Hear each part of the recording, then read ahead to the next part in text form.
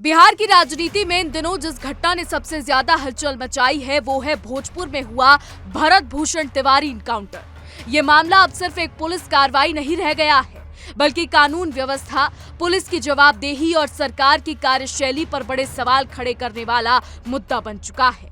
जिस सरकार की पहचान अपराधियों के खिलाफ सख्त कार्रवाई और इनकाउंटर नीति के कारण बन रही थी, उसी सरकार को अब विपक्ष ही नहीं बल्कि उसके अपने सहयोगी और पार्टी के नेता भी सवालों के घेरे में खड़ा करते नजर आ रहे हैं। पिछले कुछ वर्षों में बिहार में अपराधियों के खिलाफ पुलिस की आक्रामक कार्रवाई को सरकार की उपलब्धि के रूप में प्रस्तुत किया जाता रहा है। इनकाउंटर और हाफ इनकाउंटर की नीति को लेकर राजनीतिक बहस होती रही।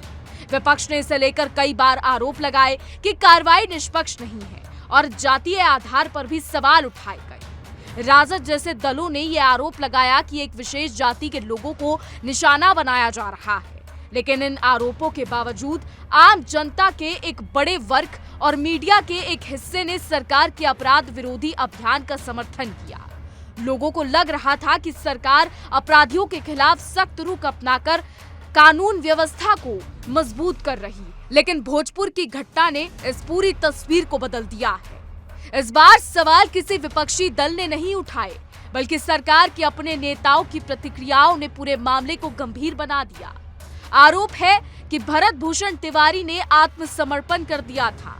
उसने अपना हथियार जो है वो फेंक दिया था, लेकिन इसके बावजूद पुलिस ने गोली चला दी। अगर यह आरोप सही साबित होता है तो यह केवल एक एनकाउंटर नहीं बल्कि पुलिस की प्रक्रिया और कानून के शासन पर गंभीर प्रश्न चिन्ह होगा। यही वजह है कि इस मामले ने राजनीतिक रंग भी पकड़ लिया है। सरकार के खिलाफ विपक्ष लगातार हमलावर है, लेकिन उससे ज्यादा चर्चा इस बात की हो रही है कि भारतीय जनता पार्टी के कई नेताओं ने भी पुलिस कार्रवाई पर सवाल उठाए हैं। इससे ये संकेत मिलता है कि मामला इतना संवेदनशील है कि पार्टी के भीतर भी इस पर अलग अलग राय सामने आ रही है। शिक्षा मंत्री मिथिलेश तिवारी ने साफ शब्दों में कहा कि ये घटना दुर्भाग्यपूर्ण है।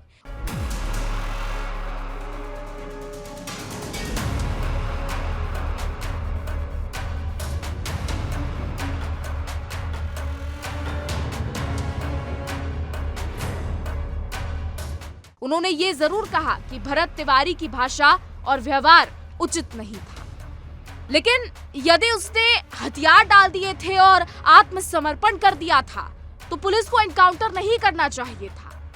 अब उनका ये बयान इसलिए महत्वपूर्ण माना जा रहा है क्योंकि ये सीधे तौर पर पुलिस की कार्रवाई पर सवाल खड़े करता है। उनका कहना है कि कानून का उद्देश्य अपराधी को सजा देना है, लेकिन वो सजा न्यायालय के माध्यम से होनी चाहिए, ना कि आत्मसमर्पण के बाद गोली मारकर। इसी तरह कृषि मंत्री विजय कुमार सिन्हा ने भी इस घटना को दुखद और दुर्भाग्यपूर्ण बताया। उन्होंने कहा कि पुलिस की लापरवाही साफ दिखाई देती है और जिस मामले का आसानी से समाधान किया जा सकता था उसे इस तरह अंजाम देना उचित नहीं था। उनका कहना था कि पुलिस प्रशासन ने स्थिति को संभालने में पर्याप्त सूझबूझ नहीं दिखाई। उन्होंने ये भी कहा कि सरकार इस पूरे मामले को गंभीरता से ले रही है और किसी भी सभ्य समाज में रक्षक भक्षक नहीं बन सकता। अब ये बयान राजनीतिक दृष्टि से बेहद महत्वपूर्ण माने जा रहे हैं क्योंकि इसमें पुलिस की भूमिका पर गंभीर सवाल उठाए गए हैं।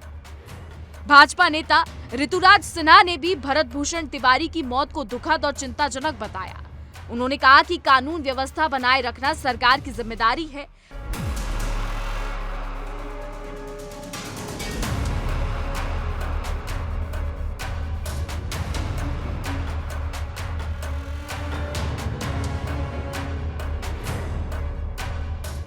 लेकिन यह भी उतना ही जरूरी है कि सुरक्षा देने वाले ही लोगों के लिए भय का कारण ना बन जाए। उनका यह बयान इस बात की ओर संकेत करता है कि कानून लागू करने वाली एजेंसियों को जवाबदेही भी उतनी ही जरूरी है जितनी अपराधियों पर कार्रवाई।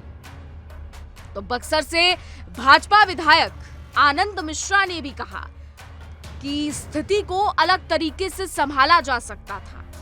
उन्होंने माना कि यदि स्थानीय पुलिस प्रशासन ने समय पर सही और व्यावहारिक कदम उठाए होते तो इस पूरे मामले को अधिक संवेदनशील तरीके से सुलझाया जा सकता था। उन्होंने इसमें शामिल अधिकारियों के निलंबन का समर्थन किया और निष्पक्ष जांच की मांग भी की। ये मांग इस बात का संकेत है कि केवल राजनीतिक बयानबाजी नहीं बल्कि प्रशासनिक स्तर पर भी जवाबदेही तय करने की आवश्यकता महसूस की जा रही है। अब सबसे बड़ा सवाल ये है कि क्या भोजपुर एनकाउंटर ने सरकार के उस मॉडल को कमजोर कर दिया है जो अपराध के खिलाफ सख्त कार्रवाई की पहचान बन रहा था।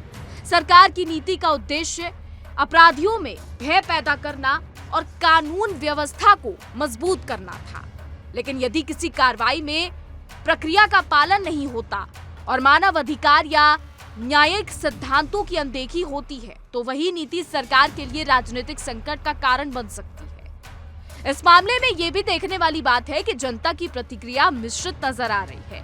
एक वर्ग का मानना है कि अपराधियों के खिलाफ सख्त कार्रवाई जरूरी है, लेकिन दूसरा वर्ग ये सवाल उठा रहा है कि यदि कोई व्यक्ति आत्मसमर्पण कर देता है तो उसे न्यायिक प्रक्रिया से गुजरने का अवसर मिलना चाहिए।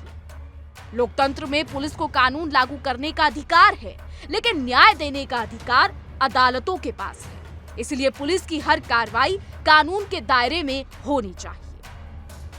तो अब इसमें विपक्ष जो है वो इस मुद्दे को सरकार के खिलाफ बड़े राजनीतिक हथियार के रूप में इस्तेमाल करने की कोशिश कर रहा है। जी हाँ, विपक्ष का आरोप है कि सरकार कानून के शासन की बजाय इनकाउंटर की राजनीति कर रही है। वहीं सरकार के सामने चुनौती ये है कि वो निष्पक्ष जांच कराकर ये संदेश दे दे कि कानून सबके लिए समान है और यदि किसी अधिकारी ने सीमा का उल्लंघन किया है तो उसके खिलाफ कार्रवाई होगी। तो भोजपुर एनकाउंटर ने एक और महत्वपूर्ण बहस को जन्म दे दिया है। क्या अपराध नियंत्रण के नाम पर पुलिस को असीमित अधिकार दिए जा सकते हैं या फिर हर कार्रवाई न्यायिक और संवैधानिक मूल्यों के अनुरूप होनी चाहिए? विशेषज्ञों का मानना है कि अपराध के खिलाफ सख्ती आवश्यक है, लेकिन कानून के शासन का सिद्धांत उससे भी अधिक महत्वपूर्ण है। यदि कानून लागू करने वाली एजेंसियां ही प्रक्रिया का पालन नहीं करेंगी तो जनता का विश्वास कमजोर होगा। तो राजनीतिक दृष्टि से देखें तो ये मामला आने वाले समय में बिहार की राजनीति पर भी प्रभाव डाल सकता है। सरकार को अपनी छवि बचाने के लिए पारदर्शी जांच और दोषियों पर कार्रवाई करनी होगी। वहीं विपक्ष इस मुद्दे को जनता के बीच ले जाकर सरकार की कानून व्यवस्था पर सवाल उठाने की कोशिश करेगा। बीजेपी के नेताओं के अलग अलग बयान ये भी संकेत देते हैं कि पार्टी के भीतर भी इस घटना को लेकर असहजता है। अंत में यही कहा जा सकता है कि भोजपुर एनकाउंटर केवल एक पुलिस कार्रवाई नहीं बल्कि कानून, राजनीति और प्रशासनिक जवाबदेही की परीक्षा बन गया है। यदि जांच में ये साबित होता है कि आत्मसमर्पण के बाद भी गोली चलाई गई तो ये कानून के शासन पर गंभीर प्रश्न होगा। लेकिन यदि पुलिस अपनी कार्रवाई को कानूनी और परिस्थिति के रूप में सही साबित कर देती है तो तस्वीर अलग हो सकती है। इसलिए इस पूरे मामले में निष्पक्ष जांच और तथ्यों का सामने आना सबसे ज्यादा आवश्यक है।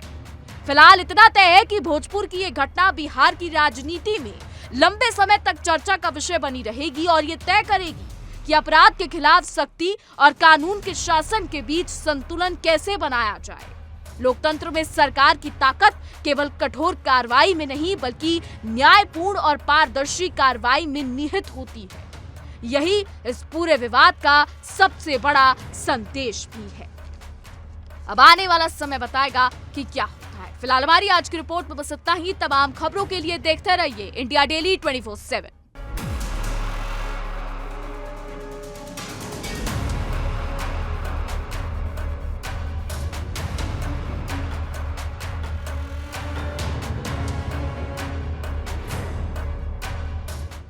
देखिए इंडिया डेली 24/7 अब आपकी स्मार्ट टीवी पर। इंडिया डेली मौजूद है सभी डिजिटल प्लेटफॉर्म पर लाइव और लगातार। इंडिया डेली 24/7 हर दिन राष्ट्र को समर्पित।